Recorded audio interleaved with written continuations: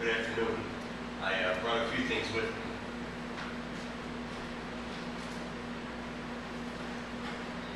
Which I usually don't do, and some of it I stumbled across this morning. And one of the things is a prayer, and I'd like to start with that.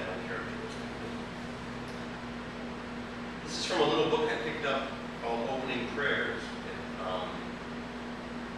at a bookstore in Berkeley when I was in Berkeley in 2004. It was an attempt to take the opening prayers of the Episcopal Church and render them in more contemporary images. God Most High, you are slow to anger and rich in compassion. Keep alive in us the memory of your mercy, that our angers may be calmed, our resentments dispelled, and we discover the forgiveness promised to those who forgive, and become a people rich in mercy. It's not a prayer that was written for the 10th anniversary of September 11th, because the book was published, I don't know exactly when, before I bought it in 2004, but it kind of fits today. And I find that to be rather interesting, because you can say that that's coincidence. And to be sure, there's a certain amount of coincidence inherent in it. You can say that somehow it was divinely manipulated, and I think that's a bit of a long shot. But maybe the themes of today speak to the commonality of human experience. As a speaker, I'm aware that while on the one hand, talking on days like the 10th anniversary of September 11th, 2001, seems like a pretty easy task, it really isn't, because there's that danger of becoming political. And in becoming political, not that I ever do that, you run the risk of alienating people on a day when we should be celebrating our commonality and not alienating. And I'm reminded of the story of the man who bought a used parrot. And he took the parrot home, and the parrot just loved to criticize the man. He would yell at the man, he would berate the man, he would call the man all sorts of awful names. If the man yelled back, the parrot just yelled more and learned new words. The parrot swore at him. If he swore back, the parrot just swore back again and learned new words. He tried shaking the parrot, and that just made the parrot madder. And he thought, oh my gosh, I'm going to have shaken parrot syndrome, so I can't do that. And so finally he got so mad, he put him in the freezer and closed the door, and the parrot got quiet. And he thought, God, I've killed the parrot. So he didn't want to do that. He opened the freezer door, and the parrot was standing there. And the man offered his hand, and uncharacteristically, the parrot stepped out onto his hand. And the parrot said, "Dear sir, I'm also sorry if I've offended you in any way. It certainly was not my intent. And I do want to make amends and promise you that in the future I'll behave in a much more genteel fashion, befitting the privilege of being owned by a gentleman as fine as you." The man hardly knew what to make of it, and so he just sort of said, "Okay." The parrot said, "I just got one question." I said, "Sure." The parrot said, "Well, may I ask, what did the chicken do?"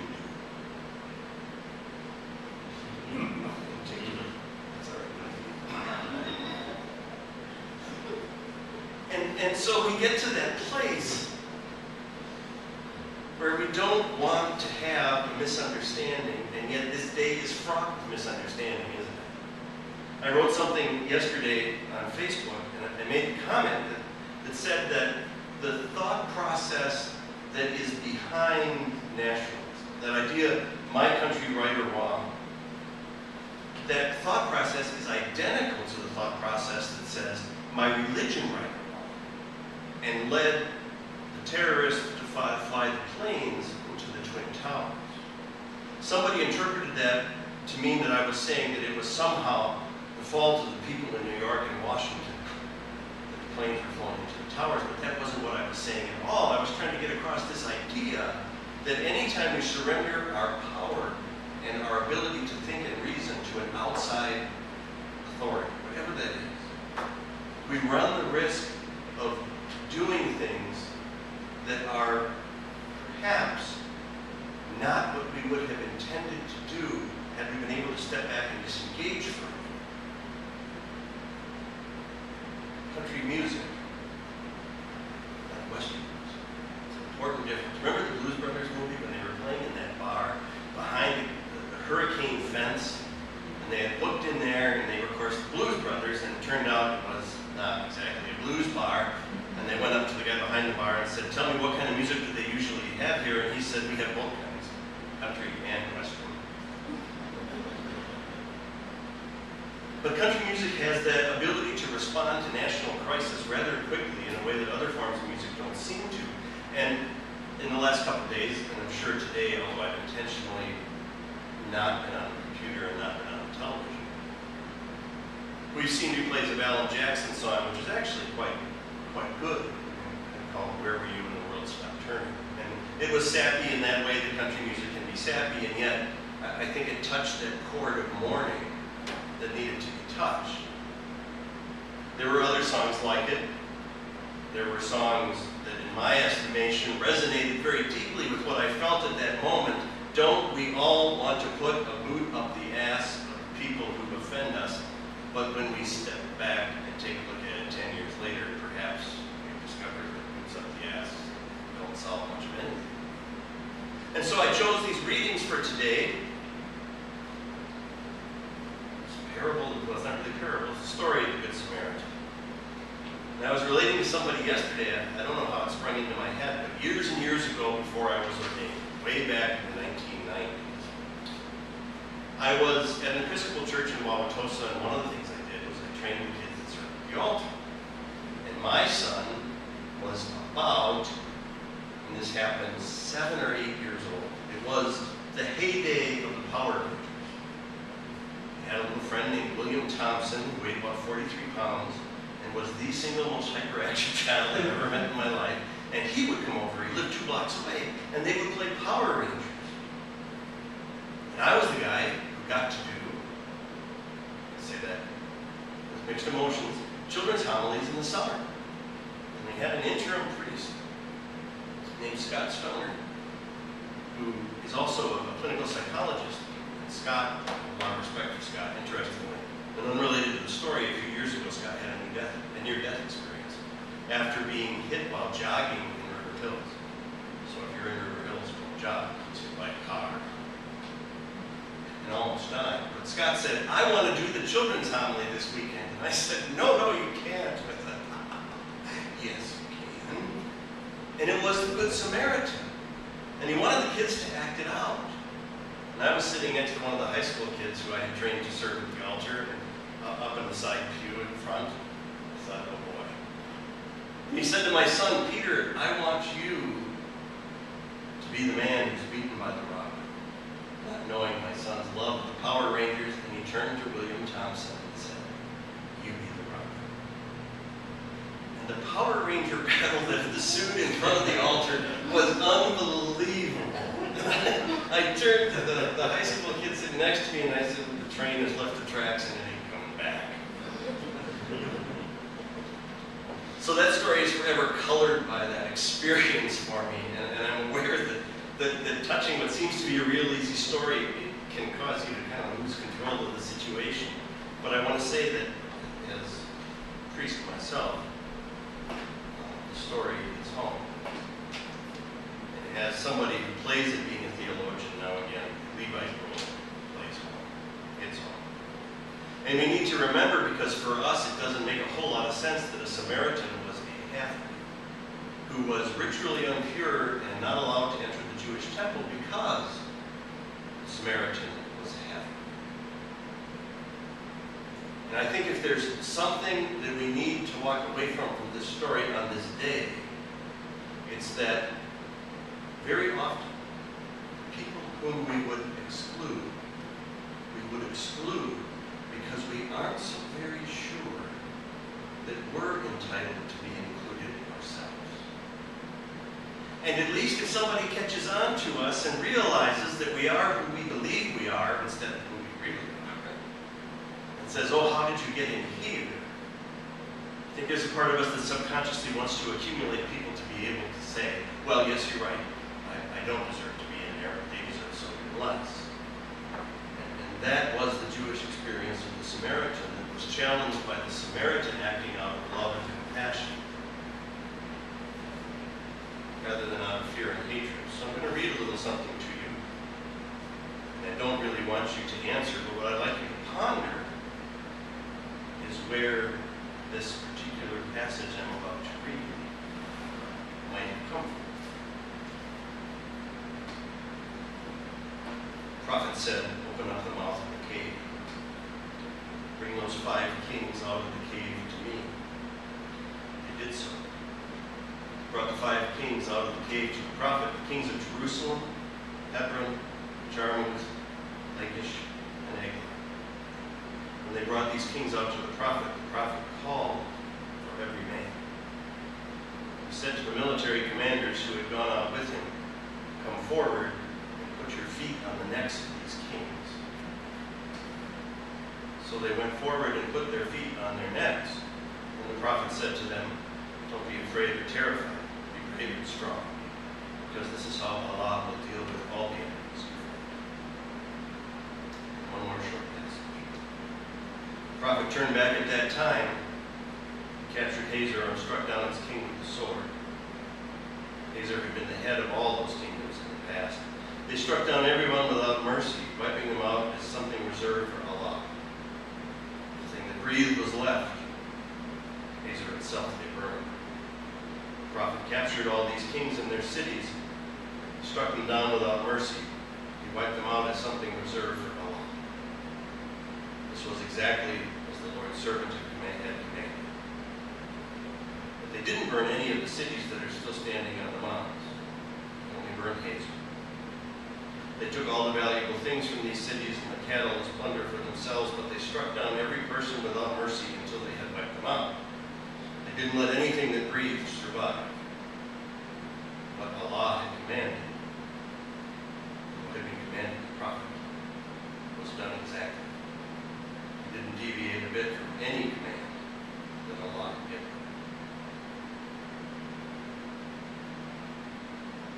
So if I told you that it didn't really say the prophet, it says Joshua. It doesn't really say Allah. It says the Lord God. Would you be surprised to know the reading is not from the Quran, but from Allah? And so when we look at traditions and say that traditions are violent, we're right. Because people at a certain point in their development are violent.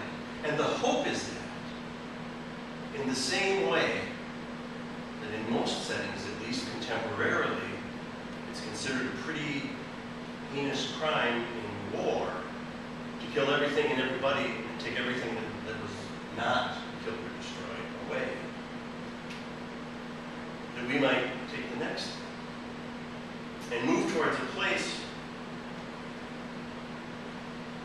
where we're tempted to jump off the edge of that chasm, tempted to become more than we are now, even if that challenges our identity. So I pulled some things off the internet.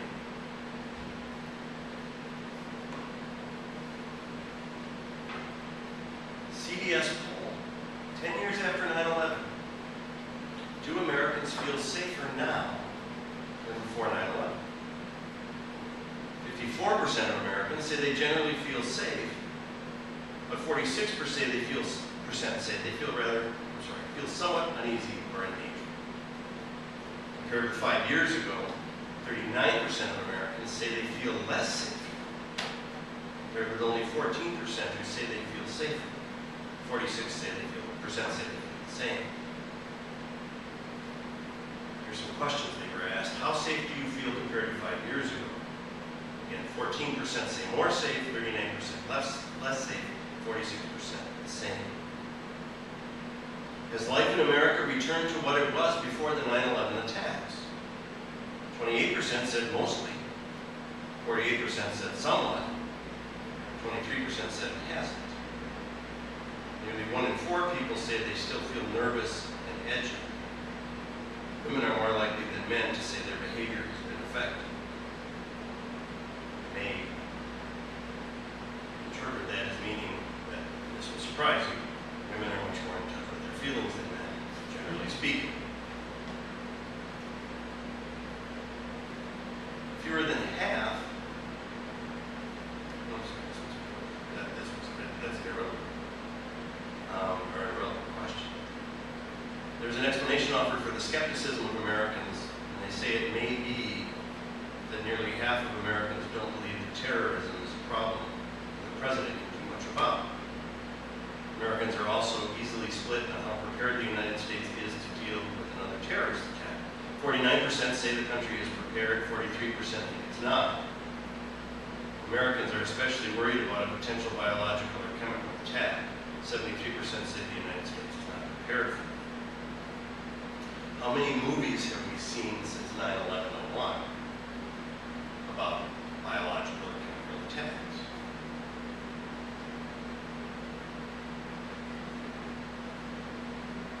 Here's a letter from the Dalai Lama to President Bush after 9/11, written in fact on September 12, 2001. I'm deeply shocked by the terrorist attacks that took place involving 4 apparently hijacked aircraft and the immense devastation these caused. It's a terrible tragedy that so many innocent lives have been lost, and it seems unbelievable that anyone would choose to target the World Trade Center in New York City and the Pentagon in Washington, D.C. We are deeply sad. On behalf of the Tibetan people, I would like to convey our deepest condolence and solidarity with the American people during this painful time. Our prayers go out to the many who have lost their lives, those who have been injured, and many more who have been traumatized by this senseless act of violence. I'm intending a special prayer for the United States and its people at our main temple today. I'm confident that the United States, as a great and powerful nation, will be able to overcome this present tragedy. The American people have shown their resilience, courage, and determination when faced with such difficult and sad situations. He then continued, it may seem presumptuous on my part, but I personally believe we need to think seriously whether a violent reaction is the right thing to do and in the greater interest of the nation and people in the long run. I believe violence will only increase the cycle of violence, but how do we deal with hatred and anger, which are often the root causes of such senseless violence? This is a very difficult question, especially when it comes to a nation. We have certain fixed conceptions of how to deal with such attacks. I'm sure you'll make a good decision, good prayers, good wishes, excuse me.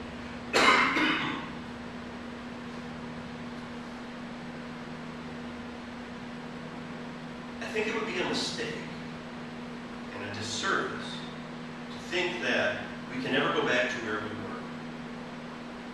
As a lovely greeting card I found some years ago in a little hippy-dippy card shop in Massachusetts said, on the cover there was a picture of an egg. It was in one of those egg holders like you get at Easter, only the egg holder looked like a pair of overalls. The overalls were painted up onto the egg, and the egg had a face painted on it, and it had a hayseed sticking out of its mouth. And when you opened it up, it said, once they've been laid, it's hard to keep them on the farm. You can't turn back the clock. You can't go back to yesterday, no matter how much you like to go back to yesterday. No matter how good yesterday was. Even on the calmest of days, things have changed between yesterday and today. And on the most tragic and traumatic of days, they change even more. And so maybe the question is that's less important is how did we get to where we are today? Although that can be important. But maybe the most important question is, where do we go from here?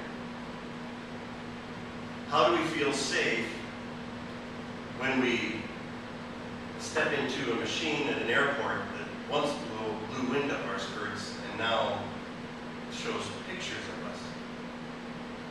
That some people are afraid are too revealing, and some people like me feel sorry for the person that has to look at them. We can choose to be trapped in the fear and uncertainty that's a normal part of human life. It's usually on a pretty small scale, and then sometimes, after tragic events, on a pretty large scale. Or we might look to take what the next step in human spiritual evolution might be, which is to resist the temptation to look at everything in black and white. Dalai Lama said, don't respond violently. The political reality of our country, regardless of how you feel about who was president at the time, is that I don't think that any president could have survived not responding violently. We carry with us something of a bloodlust.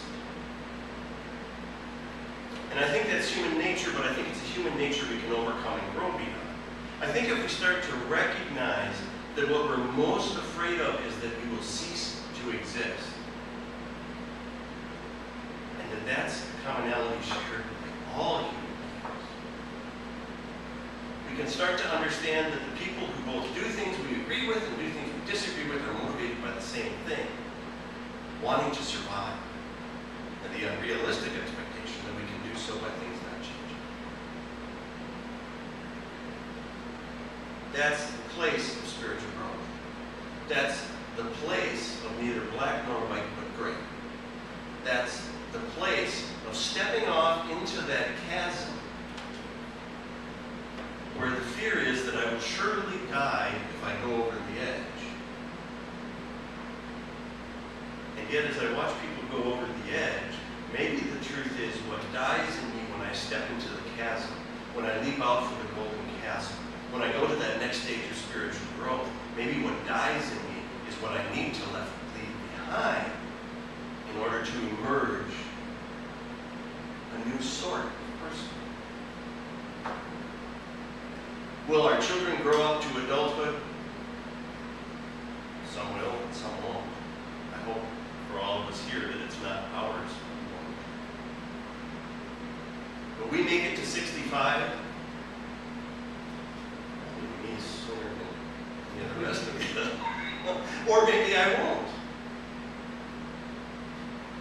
But wouldn't it be a tragedy if we spent all of the rest of our lives worrying about what might happen, and in doing so, miss what is happening? Miss the beauty that's around us? Miss the beauty that we encounter in relationship? Miss the beauty that we encounter in being able to enjoy today without being too clouded or too pessimistic about what's going to happen tomorrow? It's not just the biggest challenge in my mind after 9/11. It's the biggest challenge of every person, every day. Can we be present